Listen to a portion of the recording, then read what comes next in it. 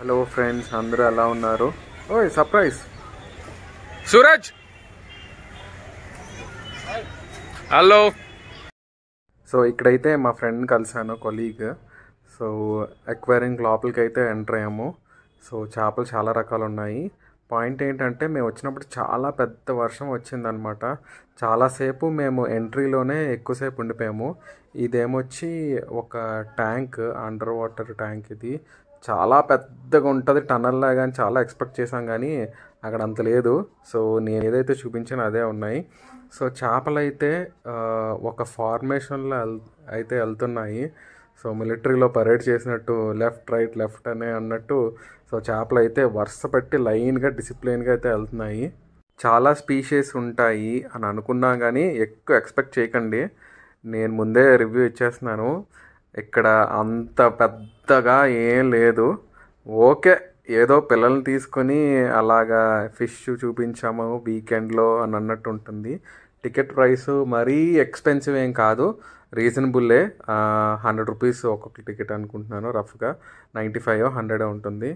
So పిల్లలు అయితే చాలా ఎంజాయ్ చేస్తారు. ఎస్పెషల్లీ ఫిష్లు బాగా ఇష్టం ఉన్న వాళ్ళకి, బాగా తినే వాళ్ళకి అయితే బాగుంటుంది. ఇలాగా చేపల్ని అక్వేరియంలో కాకుండా నిజంగా స్కూబా డైవింగ్లో వెళ్ళి చూస్తే బాగుంటుంది. నేనైతే ఎప్పుడు ట్రై చేయలేదు, కానీ ట్రై చేయాలి ఏదో ఒక రోజు. మాకైతే ఈ అక్వేరియంకి వెళ్దా అన్న కాన్సెప్టే లేదు. ఎందుకంటే అసలు మన కబ్బన్ పార్క్లో కొత్తగా ఒక టాయ్ ట్రైన్ అయితే ఇంట్రడ్యూస్ చేశారు. ఆ టాయ్ ట్రైన్ కని వెళ్దామని బయలుదేరాం అసలు. అయితే వెళ్ళిన తర్వాత మా ఆఫీస్ కొలీగ్ చెప్పాడు, టాయ్ ట్రైన్ అయితే మూసేసి ఉన్నది, ఈరోజు సెలవు అని అన్నాడు. అదేట్రా బాబు, అసలు వీకెండ్లో అసలు సెలవు ఏంటా అని అనుకున్నాను. బట్ తన ఇన్ఫర్మేషన్ ఇవ్వడం వల్ల మేము ఒక 10-15 మినిట్స్ అయితే సేవ్ చేసాము, ఎందుకంటే పక్కనేది. దాని తర్వాత అలాగ రోడ్డు మీదకి వస్తే ఈ అక్వేరియం ఉన్నది. సో అయితే అక్వేరియంకి అయితే లోపలికి అయితే వచ్చేసాము. ఇదైతే ఫస్ట్ ఫ్లోరు.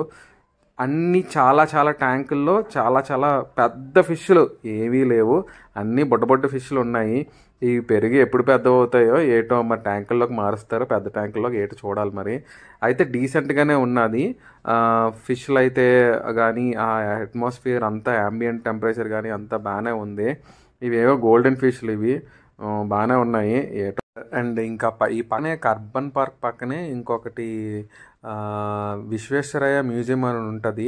అక్కడికి కూడా వెళ్ళొచ్చు ఎవరైనా ఇక్కడికి వచ్చి ఉంటే.